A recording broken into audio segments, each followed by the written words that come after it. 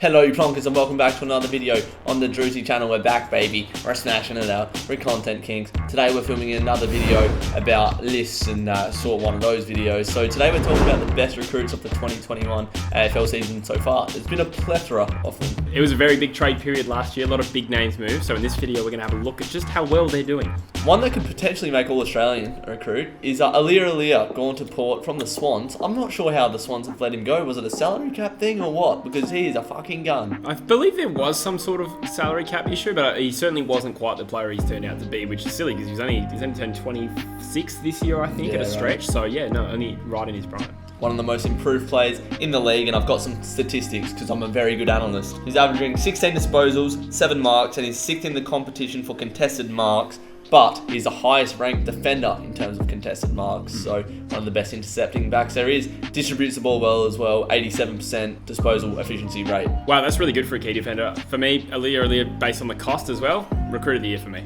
The next player we're going to mention is another Port Adelaide player, a team that did really well with the trade period, as you can see. Picked up Orazio from Essendon, and he is currently their leading goal scorer after 9 rounds. I think he's got 17, and that puts him ahead of Dixon and Georgiades as well. So there's a bit of scoring power in that team, yes. But Orazio finds himself at the top of the list. The two recruits to Port Adelaide have been in their best 5 all season pretty much. They've slotted in very nicely, become fan favourites as well, it's fair to say. 2 big pickups that could potentially push All-Australian. Very true, and Orazio had a few seasons wrecked by injury, hadn't played a lot of footy for Essendon, so it's very pleasing that he's come in and become a very reliable goal scorer. Alrighty, next we've got a man who's always in the eye of the media. It's big Joey Daniher. Obviously he joined Brisbane after a bit of confrontation with Essendon, something going on there, wasn't happy there, so he moved away from the limelight and he's moved to the Brisbane Lions. Now he's had a few big notable games, here I'll say them. He's kicked 3 against Collingwood, Essendon he kicked 2 and had 25 disposals against his old club at the Gabba, and Port Adelaide kicked 2, 7 goal involvements and 17 disposals as well. So 9 games in, he's already fitting in well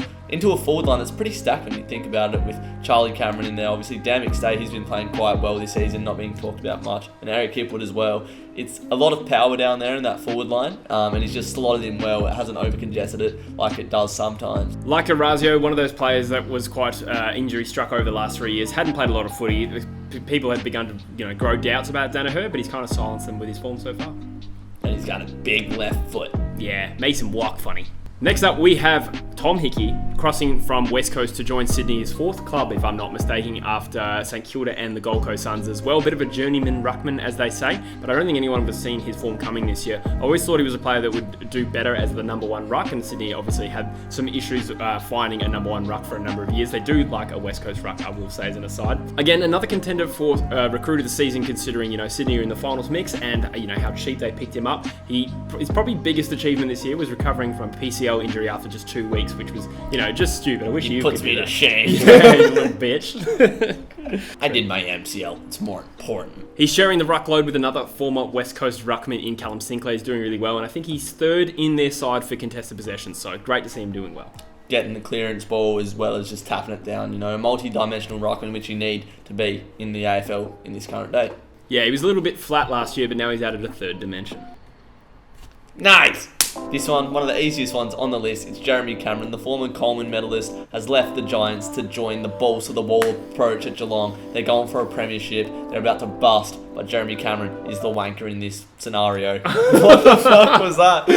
This is the shit that comes out of our hands. It's fucking ridiculous. He's only played 4 games so far this season, but he's kicked 13 goals, which puts him 3rd in the leading goal kickers for Geelong after 4 games. Pretty mental, isn't it? Obviously had a bit of a poor year at the Giants last year, and then the year to start this year obviously affected by injury. So people maybe, again, like the other players, had to form some doubts. How can Geelong fit all this talent in? But he's absolutely killing it. Kicked 3 against West Coast, 3 against Sydney, 6 and 22 disposals against the Richmond Tigers as well. So these aren't any chump sides that he's kicking bags against. He's doing it against the best in the competition, which speaks to how much skill this bloke has, and he's just delivering at a different club now. good recruit. Working the title into the video. Surprise drive. He's averaging 2019 stats, which is the year that he won the Coleman, if I remember correctly. You do. So yeah, potential All-Australian form here from Jezza. Next up, we're going to mention another Geelong cat. A different kind of cat now. This guy, Isaac Smith, was obviously another flag pursuit for the Cats, having made the grand final last year. Thought they'd top up their list with guys like Higgins, Cameron, and now Smith as well. But he's having a near career high season of 23 disposals a game, sort of playing as an outside mid forward, and adds a really dynamic sort of edge to that team, which was already star-studded to begin with, to be honest. I mean, this bloke has come into the Cats and he's actually won a game single-handedly against the Brisbane Lions, kicking that winning goal. Even though they didn't deserve to win that game, he was the one whose boot it come off to win the game in the end. So, you know, that's a bloody good pickup. That's what you want. 7 goals from 9 games, so he's hitting the scoreboard as well. And on top of that, his finals experience, not that Geelong really lacks it, but obviously he comes from a champion side with a champion culture. He's going to add a lot come September. Yeah, so these 2 recruits from the Cats are just examples of this balls to the wall approach. Do you think they'll be will drop down the ladder in a few years with how many draft picks and whatnot they've given up? They've gone all chips on the table. To be fair, these 2 recruits, great pickups, great additions, but in the long term, will it pay off, do you think? It only pays off if they win a flag, so that is the clear yes or no question at the moment. So I think it probably could, but as long as Geelong keep attracting players and getting prime players to join them when these guys retire, they're probably going to have money. So in theory, this is sustainable. The next one was one of the biggest stories of the off-season. I've gone with Adam Treloar to the Western Bulldogs. He hasn't obviously caused fireworks, but this Bulldogs side has one of the best midfields in the modern era, and he's a part of that. 3rd most disposals in this side, only behind McRae, who's an actual ball magnet, and Bontempelli, who's just an absolute superstar, and he's averaging about 7.4 score involvements a game just behind those 2 as well. So he's no chump in this side. He's earning his keep, as they say, in such a star-studded midfield. So Adam Treloar obviously has played in big finals games, and with this immature-ish Bulldogs list. Obviously, they won a flag in 2016, but last year and the year before that, they couldn't take the second step into finals, losing straight away, getting kicked out. So he brings a different dimension that could also be off use. Yeah, we all know Treloar's a quality player. There was some question marks about how they fit in all their talent, but I got to say I'm pretty happy for him that he's doing well. The last thing I wanted to see was him to get shoved out of the team by Collingwood and then go to the Bulldogs and stink it up. So, good to see him doing well. Now, no footy video on either of our channels would be complete without us shoveling some WA bias into it, but I will nominate a player from my own club. Alex Witherden is quietly going about his business very well. Not a player that people will look at and go, wow, what a bang recruit, but I think he's played 4 games now, maybe a bit more, in the absence of Shannon Hearn. Sort of looked at as the Shannon Hearn replacement in this West Coast Eagles side, as a defender that doesn't have a lot of pace, but he intercepts well, finds a lot of the footy, and then really launches attacks out of the back half, and his kicking is unreal. So that's been a hallmark of the Eagles backline for a number of years now, with Jeddah out of the side. Witherden's coming in and he's adding a point of difference. He's had 2 games where he's had over 30 possessions. I think he ranks elite for intersect possessions. His disposal efficiency must be high, and things that the stats won't track is how effective his kicks are in terms of opening up the play. Averages 24 positives a game, and I think he's going to be a long-term player for the Eagles at a very cheap price. You've had so many injuries, it looked like your backline was set, but he's come up, had the opportunity arise for him, and he's taken it with both hands, and he's been a great pickup in the end for the West Coast Eagles, unfortunately for me. Another one that I thought, I couldn't leave this bloke out of this video because he's such a good player. No one groundbreaking, but Adam Saad has joined Carlton from the Essendon Bombers. A big rivalry between these 2 clubs, but he took the risk, and it's probably going to pay off long term. It's looking like Carlton will end up being a good side, but he just, as you said, provides a different dynamic to that team, that dashing run off the half back line, which Carlton didn't really have. Not many teams do have someone with that much pace off the half back line.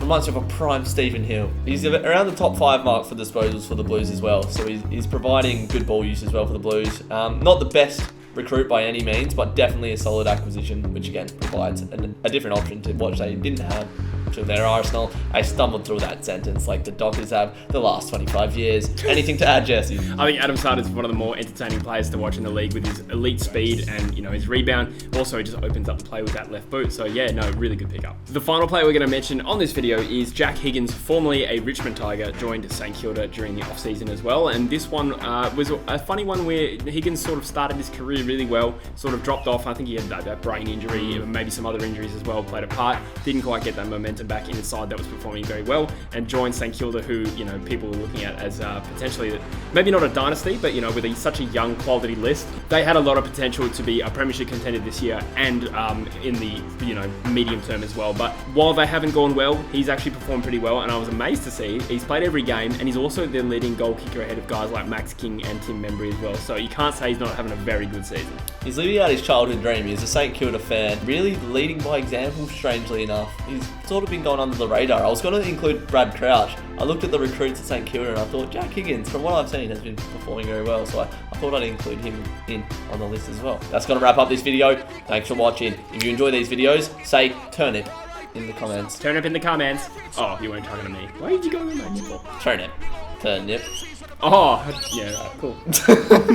Obviously, go check out the True Footy channel. Plenty of content coming out over there. 5,000 subs by the end of June. Get it going. We'll see you in the next video. You Plonkers.